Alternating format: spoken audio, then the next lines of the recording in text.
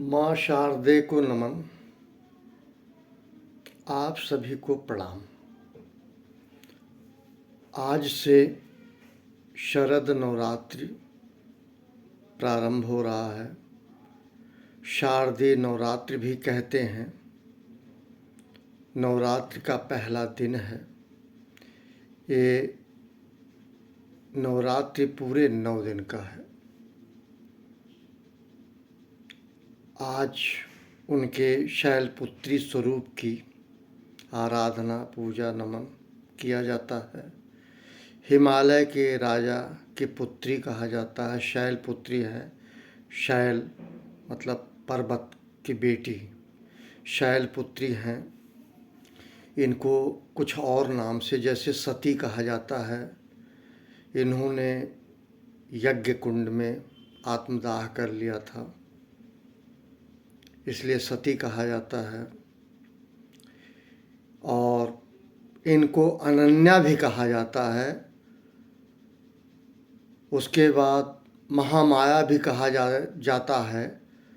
पार्वती भी कहा जाता है। और आप लोगों को पार्वती पता होगा, भगवान शिव की अर्धांगिनी पत्नी। उनके साथ उनका जीवन रहा। और सबसे बड़ी बात है, हमारे हिंदू धर्म में विधवा को केवल सफ़ेद वस्त्र पहनाया जाता है। परंतु देखिए कितनी अच्छी बात है। शैलपुत्री मतलब नवरात्रि का पहला दिन शैलपुत्री का, और इनको सफ़ेद वस्त्र बहुत पसंद था। इनको सफ़ेद वस्त्र बहुत पसंद था। इस बात को कहाँ तक महिलाएं समझ पाती हैं मुझे नहीं पता।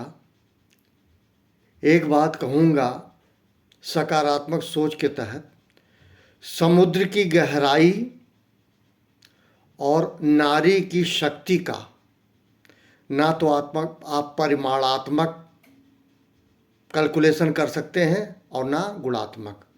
इनको अथाह शक्ति प्रदान की गई है, अपार शक्ति प्रदान की गई है। इसीलिए इनको पृथ्वी की भी कहा गया, धरा भी कहा गया है। और इनको समस्त बेटियों को किसी भी रूप में हो, उनको मैं हाथ जोड़ के प्रणाम करता हूँ। यह नवरात्रि पूरे 9 दिन का है। अगर नास्त्रेदमस के कैलकुलेशन में जाया जाए या अन्य लोगों की बातों को अगर माना जाए तो 9 नंबर गणेश जी का है। कोई यदि शायद किंतु परंतु नहीं है। 9 नंबर भगवान गणेश जी का है, जो तर्क और युक्ति का प्रतीक है। भगवान परमपिता परमेश्वर भोलेनाथ, मैं यही कहूँगा, ये जो नवरात्रि है, शारदीय नवरात्रि या शरद नवरात्रि, सबका पूरे विश्व का कल्याण करें। और चूँकि नारी को असीम शक्ति प्रदान की गई है परमपिता परमेश्वर द्वारा, इसलिए समुद्र की गहराई और इनकी शक्ति को कोई समझ नहीं सकता। मैं सकारात्मक सोच के तहत कह रहा हूँ। इनको मैं नमन करता हूँ, प्रणाम करता हूँ। मैं आता हूँ अपनी बात पे। इससे एक चीज़ रिलेट करना चाह रहा हूँ कि आज 15 तारीख, ठीक है, और 23 को ख़त्म हो रहा है। 15 और 23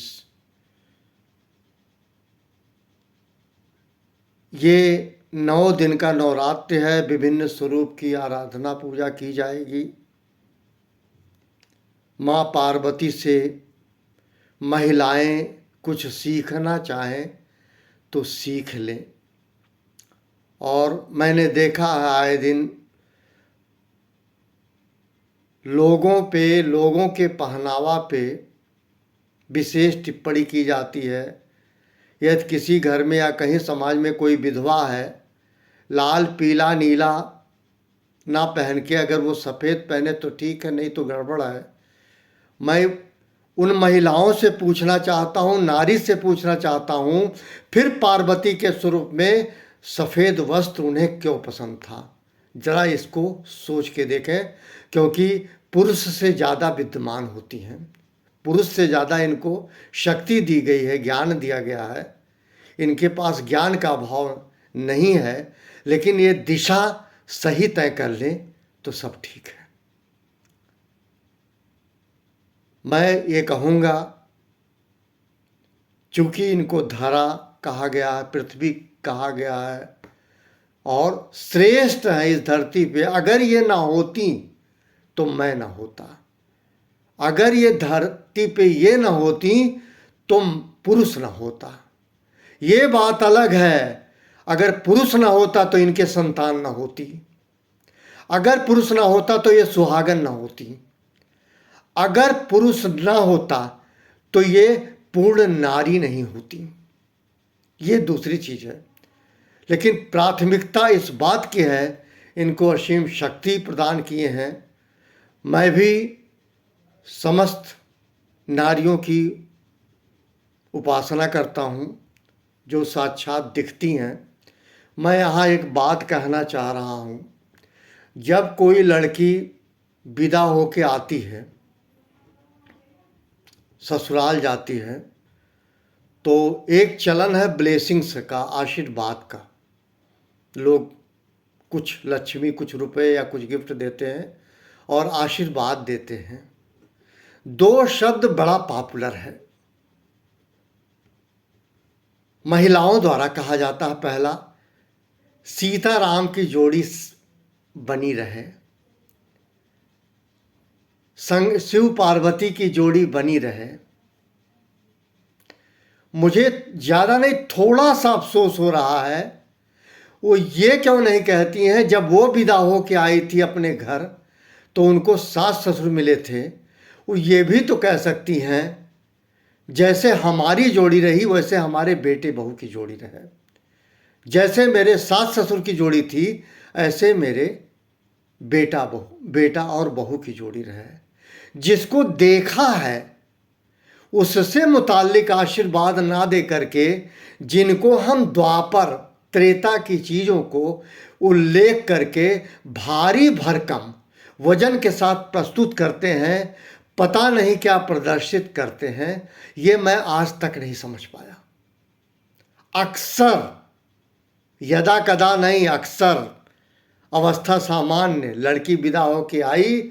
आजकल एक नया चलन है, स्टेज पे लड़का लड़की बैठते हैं, लोग आते हैं, लड़का लड़की को कम देखते हैं, बेटा बहू को अपना फ़ोटो देखते हैं कि कैमरे में मेरा फ़ोटो आ रहा है कि नहीं आ रहा है। उनको ये पता ही नहीं ये फ़ोटो कुछ दिन बाद स्किप हो जाएगा, गायब हो जाएगा, ये नहीं रहेगा। लेकिन जिस समय आशीर्वाद आप दे रहे हैं, एक बार तो बेटा और बहू को नज़र मिला लीजिए। अगर आपने चोरी नहीं की है, आपने कोई गलत कार्य नहीं किया है, आपने कोई अपराध नहीं किया है, तो एक बार नज़र मिला के तो आशीर्वाद दीजिए। नज़र फ़ोटो से मिलाते हैं कि मेरा फ़ोटो आएगा, उसके बाद वीडियोग्राफी होगी और लोग देखेंगे। क्या विडंबना है! आशीर्वाद देने का क्या तरीका आया है! हे प्रभु, सबका कल्याण करें। नर नारी जाते हैं, तमाम रिश्तेदार जाते हैं, आशीर्वाद देते हैं। आशीर्वाद के तरफ जिनको देना वो नहीं देखते, जो गिफ्ट है और स्वयं का फोटो खिंचाते हैं। कौन सा आशीर्वाद, कैसा आशीर्वाद! और मैं ये कहूँगा, अगर आशीर्वाद आपको देना ही है प्यारे, तो एक बार दोनों से नज़र मिला के आशीर्वाद दीजिए। यहाँ ना नज़र झुकाने की ज़रूरत है, ना नज़र उठाने की ज़रूरत है, क्योंकि जो बेटा बहू है वो खुद नज़र झुकाए हुए हैं, क्योंकि वो दूल्हा दुल्हन है। और आप एक बार नज़र उठा के निहार लीजिए, देख लीजिए, स्नेहिल भाव से देख लीजिए, वो तब का आशीर्वाद का आनंद कुछ और है। मैं फिर आता हूँ अपनी बात पे। फिल्म इंडस्ट्री में एक शोमैन रहे हैं राज कपूर साहब। उनकी जो पत्नी कृष्णा जी, आदरणीय कृष्णा जी, उनके पिता डीआईजी थे, आईजी थे, आईपीएस अफसर थे। राज कपूर साहब उनके घर गए थे और घर में उन्होंने एक संगत देखी, वो कुछ बजा रही थी और उन्होंने सफ़ेद वस्त्र पहन रखे थे। राज कपूर उन पे कम मोहित हुए, सफ़ेद वस्त्र पे इतना मोहित हुए और उन्होंने कृष्णा से कहा कि मेरे सम्मुख जब भी आप रहा करो सफ़ेद वस्त्र पहना करो। मैं पूछता हूं ये लाल पीला नीला कहाँ गया? दिन के हिसाब से रंगों का चयन कहाँ गया? मैं राज कपूर से प्रभावित नहीं हूं, लेकिन 134 करोड़ में मैं भी एक व्यक्ति हूं। मैं ये कहता हूं उनका फैसिनेशन सफ़ेद था कि उनकी पत्नी जब वो बनी तो उनके सामने हमेशा सफ़ेद वस्त्र पहनती थी। तो क्या वो विधवा थी? जी नहीं, सुहागन थी। और राज कपूर के लिए प्रिय था, उनकी खुशी के लिए वो हमेशा सफ़ेद वस्त्र धारण करती थी। इससे नारी सीख सके तो सीख ले। जिनके साथ रहना है, जिनकी गृहिणी, अर्धांगिनी, कुछ भी कह लीजिए, बनना है, जिनके साथ रहना है, कम से कम उसके पसंद नापसंद को जानना चाहिए। ना कि कंजरवेटिव होके, रूढ़वादी होके लोगों ने कह दिया आपने सुन लिया। आजकल तो सबसे बढ़िया है, उनके माता पिता विदा करने के बाद डेली मोबाइल पे मॉनिटर करते हैं। खुद का घर मॉनिटर कर ही नहीं पाए, अपनी बेटी और दामाद का घर मॉनिटर कर रहे हैं। धन्य हो ये धरती। मैं इस शारदीय नवरात्रि पे मैं कटाक्ष नहीं कर रहा हूँ, मैं कुछ बातें कह रहा हूँ, वही बातें जो मैंने कहीं पढ़ी है। यदि रंगों का यही चलन था तो माँ पार्वती सफ़ेद वस्त्र क्यों पहनती थी? कहीं ना कहीं कृष्णा जी भी प्रभावित रही होंगी, कहीं ना कहीं राज कपूर जी इस चीज़ को जरूर समझे होंगे। मैं उनको प्रणाम करता हूँ, उनको नमन करता हूँ और मैं इन बातों को कहता हूँ। इस शारदीय नवरात्र में महिलाओं को चूँकि असीम शक्ति दिए हैं, उनकी गहराई तो पता ही नहीं है समुद्र की तरह, वो कितनी गहरी है, लेकिन सकारात्मक गहराई होनी चाहिए, ना कि नकारात्मक।